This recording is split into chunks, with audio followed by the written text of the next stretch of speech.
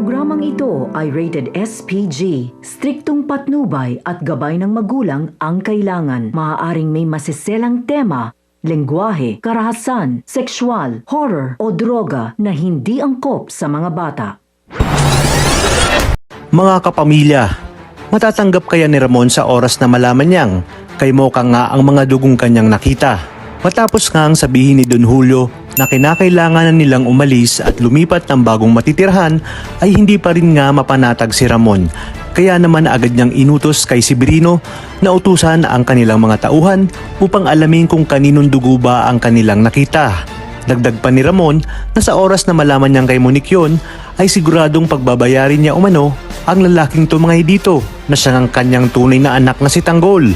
Sa kabilang banda, sinabi ni Bubbles kay Tanggol na kinakailangan na nilang bumalik sa loob dahil ilang araw na silang di nakakabalik at paniguradong pinapahanap na sila ni Chip Espinas. Pumayag na nga si Tanggol at sinabi niya sa kanyang sarili na hindi umano dito nagtatapos ang lahat at pagbabayarin niya nga ang may gawa nito kay Mokang. Sakto rin na sa araw na yon ay ang itinakdang pagdalaw ni Rigor sa koreksyonal.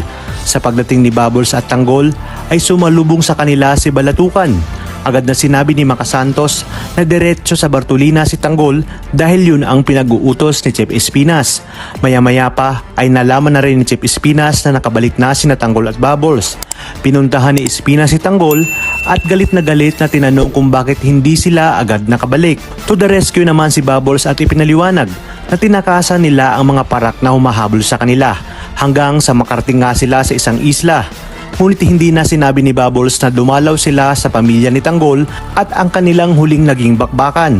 At dahil malakas si Bubbles kay Espinas ay agad na pinaniniwalaan ni Espinas ang mga sinabi ni Bubbles. Buti na lamang ay nakabalik na si Tanggol dahil sa araw ding yun ay ang pagdalaw na rin ni Rigor sa loob upang hanapin si Tanggol. Dito nga ay nagharap na sina Espinas at Rigor. Kaya dito sinabi ni Rigor na siguradong si Espinas ang tumulong kay Tanggol at may duda siya na may hindi magandang nangyayari sa loob at pamamalakad ni Espinas.